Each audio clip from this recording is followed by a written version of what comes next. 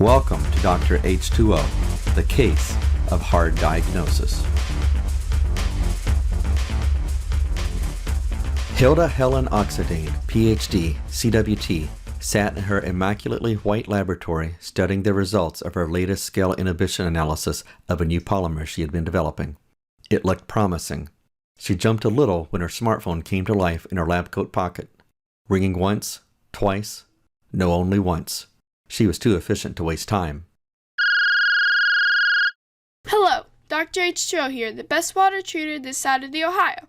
Diagnosing water problems for a healthier system. How may I help you? Wait a minute.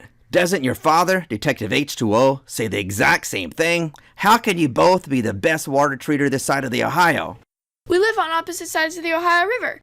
Now that we've gotten that cleared up, how may I help you? Well, Doc, this is Danny. Down at Waterton Food and Beverage, our softener is sick. What are the symptoms? She's not getting a full run. She produces hard water long before she should. We need your services, Doc. We heard you make house calls. Oh yes, I make house calls, powerhouse calls. I will be over shortly. Dr. H2O arrived at Waterton Food and Beverage in her white late model Mercedes. She removed her black test bag from the trunk, checked in with the front gate guards, and made her way to the powerhouse. On her way to see Danny, the powerhouse superintendent, she stopped briefly to peruse the powerhouse logbook. She saw several notes of the water softeners producing hard water prematurely with the units manually placed into regeneration. There was definitely a problem here. Doc, you made it. Glad to see you. You too, Danny. Let's take a look at this water softener of yours. Making their way down the stairs to the powerhouse basement, the water softener loomed before them. She's actually two twin alternating softeners, but we see her as one large piece of equipment. If you don't mind me asking, do you refer to all of your water treatment unit operations using feminine pronouns? Oh no, that RO over there is a he. We're an equal opportunity offender here. He chuckled. I see, Smiled the water doctor. Dr. H2O reviewed the water treatment logs, observing. So both water softener tanks are exhibiting premature hardness breakthrough at approximately the same time. That means the likely cause is common to both of them and not a mechanical issue on an individual unit itself. Let's start at the beginning though, by doing an analysis of the incoming city water. I want to know if anything has changed. Opening her black bag, she extracted her water testing supplies and started running her analysis on the city water. Comparing it to her notes from previous Waterton city water analysis, she observed. Nothing has changed significantly with the city water. Total hardness, pH, iron, etc. All are basically the same. The free chlorine is higher than many areas around the city, at greater than 1 ppm, but still within the city's control parameters. By my calculations, your water softener is producing only 85% of the designed softening capacity and dropping. Wow, Doc. I told you she was sick. Yes, our next step is to manually place the online softener vessel into regeneration. Observe the steps and perform an elution study to ensure proper brine concentrations are being reached. Dr. H2O stood beside the softener drain line that opened to the floor drain as Danny opened the control box and initiated a manual regeneration. Valves opened and closed, the standby softener unit came online, and the online unit went into regeneration. The first step was a backwash to expand the resin bed and remove any debris or broken beads. On a smaller unit, I could use a bucket to measure the flow rates out of the softener during each regeneration step to ensure they meet manufacturer specifications or industry standards. With flow as large as this where that is impossible, one must fall back upon observations instead of absolute accuracy.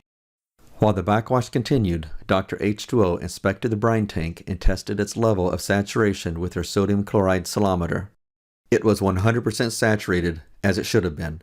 She also measured the brine tank diameter and brine depth. The backwash went through its entire cycle as expected for as long as expected. No cause for malady so far. With a salometer and graduated cylinder in hand, when the brine cycle started, Dr. H2O started recording the salinity of the water every 3 minutes. Some people like to measure every 5 minutes, but I find I get a much more detailed elution curve every 3 minutes. Sometimes the enhanced data resolution helps. At the end of the brine cycle, the slow rinse cycle started. Dr. H2O measured the brine depth again while keeping an eye on the slow rinse cycle flow and duration. Lastly, the fast rinse cycle started and she observed and timed as well. Plotting the salometer data points on her tablet computer, Danny watched over her shoulder and asked, Well, did you find anything? No, this is a textbook example of what an elution curve should be. It shows just over 30 kilometer degrees for 30 minutes per industry standards. I calculated the brine usage from the change in the brine tank level, and that is perfectly within industry standards as well. So far, we have a healthy specimen. Let me take a closer look at the floor drain area. Using the flashlight setting on her smartphone, Dr. H2O made a close inspection of the floor drain. Do you see this, Danny? See what, Doc? These little broken resin beads. There aren't many, but there are a few. You don't have a resin trap installed, I see, which could have been helpful. I think it is time for a surgical approach. Let's open the standby softener up. With the other unit online, we have several hours before that one is due for regeneration. Sure, whatever you say, Doc. Relieving the water pressure on the standby softener, Danny opened the top maintenance hole on the softener vessel. After inspecting the latter, Dr. H2O climbed up and took a look. The surface of the resin bed was relatively even, no obvious signs of uneven flow or channeling. The surface also looked clean and free of debris. Next, she measured how far the resin bed started from the top of the vessel and marked this level on the side of the unit. There were no previous markings, so it was not possible to see if there had been any change. What do you see up there, Dr. H2O? So far, so good. Now to take a core resin sample. Improvising a resin thief with PVC piping, she drove it into the resin bed and obtained the best representative sample that she could. Pulling out her magnifying glass, she took a look at the resin. The color looks typical, although without a sample of the original resin, it's hard to tell what color it truly was originally. I do see some broken beads in here. The doctor observed. Then she placed some resin beads between her fingers and began to rub them around. Danny, come here, stat! What's up, Doc? Asked Danny as he came running. Watch this! Replied Dr. H2O as she rubbed more resin beads between her fingers. They disintegrated. That's weird. What's happening here? We made our diagnosis, Danny. That's what's happening.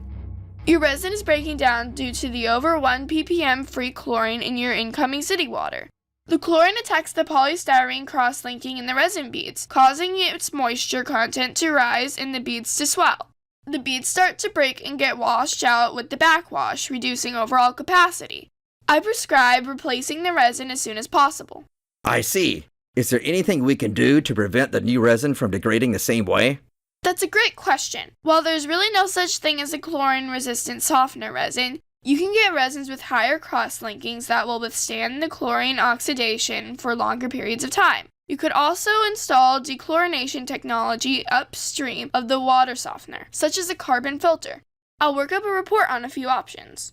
Our softeners will be on the mend running at full capacity soon because of you. Thanks, Dr. H2O.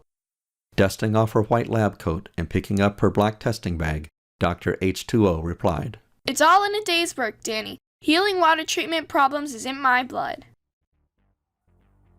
In industrial plants across sprawling Waterton, where boilers get upset and cooling towers operate at fever pitch, one woman has made it her calling to diagnose their ills to soothe corrosion, mitigate scale, disinfect microbes, and save water, drop by drop.